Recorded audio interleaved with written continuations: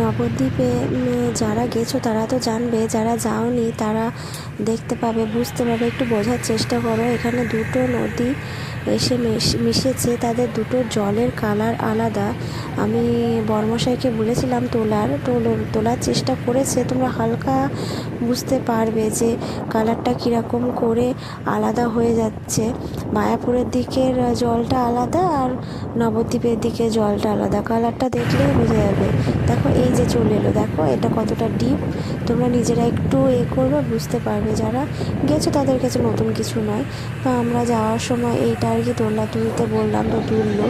আমরা নেমে পড়ে ওখানে নবদ্বীপে নামলাম। তো নবদ্বীপে নেমে অনেকেই টোটো করে যাচ্ছে, আমরা টোটো করে যাইনি, ফাঁকা বাস ছিল, তো বাসে করেই যাব। পাপা তো বাসে উঠে কি আনন্দ, কি আনন্দ, সিটের মধ্যে বসেছে, সে খুব আনন্দ। তাতে আবার ও আসার সময় তো বাসেই চাপবে, ওর বাবা তো খুব রেগে গেল সেই নিয়ে। আসলে ওর বাবা না একদম পাপাকে সামলাতে পারে না, ও কী আর করা যাবে। এই যে এটা হচ্ছে পুরনো মন্দির, এটা আমরা হাজারবার দেখেছি, এটার মধ্যে কোনো আকর্ষণ আমরা পাই না আর খুঁজে, মানে আমাদের বোধহয় 14-15 বার দেখা হয়ে গেল।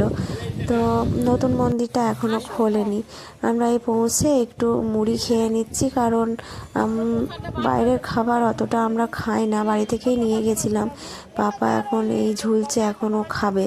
তো এই নতুন মন্দিরটা দেখো, নতুন মন্দিরটা এখনও এত কনস্ট্রাকশন চলছে, বোধহয় আগামী 5 বছরেও কমপ্লিট হবে কিনা সন্দেহ। আমি তো বাবাকে বলছিলাম, আমার বাবাকে, যে আমার ঈশান যখন বোধহয় বুড়ো হয়ে, মানে ঈশান যখন বড় হয়ে যায়, মাধ্যমিক দেবে, তখন বোধহয় গিয়ে এর কনস্ট্রাকশন কমপ্লিট হবে। বিশাল বড় মন্দির হচ্ছে, এর উদ্দেশ্যেই যাওয়া। আমার মা বললো যে মন্দিরটা খুলেছে, আমরা দেখতে যাব।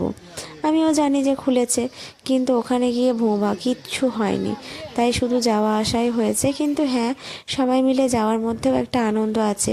সে গিয়ে তো সবাই আলান্ত হয়ে গেছে, রাত্রেবেলায় আর খেতেও ইচ্ছে করে না, সবাই তো শুয়ে ঘুমিয়ে বাঁচে। তো এইভাবেই আমাদের মায়াপুরটা, মানে যেতে আসতে খুব মজা, কিন্তু তারপরে যে পরিশ্রমটা হয়। আসলে ইস্কন মন্দিরের এরিয়াটা বিশাল, মানে বড়, ভীষণ বড়। আর টিকিট ওখানে সবচেয়ে হচ্ছে ভোগ খাওয়ার মধ্যে আনন্দ আছে।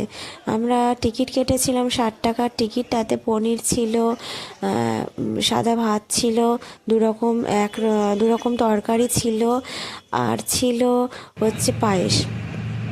তো সিস্টেমটা খুব ভালো করেছে, কিন্তু আমি বিরক্ত হয়েছিলাম লাইনে দাঁড়াবার জন্য। এক জায়গাতেই 5 বার, লাইনটা যাতে অনেক বড় না হয়ে যায়, 9 বার রাউন্ড দিয়ে তারপরে খাবারের ঘরে ঢোকা। এই যে ফেরা, এবার সব শেষ, এই ফিরছি। পাপার তো ভীষণ একটা ঢুলুঢুলু ভাব, এটা আমাদের জয়েন্ট পিকচার। পাপার তো ঢুলুঢুলু ভাব, এবার আরও পারছে না। সারাদিনের পর সেদিন আর ছেলে আমাকে ভালো করে খায়ও নি রাত্রেবেলায়, সেদিন ক্লান্তি কাটানোর জন্য শুধু ঘুমিয়ে গেছে। কোনো রকমে খাইয়েছি ভাতটুকু, না সারাদিনে তো ভাত জোটেনি, অন্য খাবার নিয়ে গেছিলাম। তো তারপরে এই যে ও তিলক কেটেছে, এটা ওর ঠাকুমার খুব ইচ্ছে ছিল, তাই ওখানে সব তিলক পরাচ্ছিল, ও ঠাকুমা পয়সা দিয়ে ওকে পরিয়ে নিয়েছে। আজ এই পর্যন্তই, টাটা।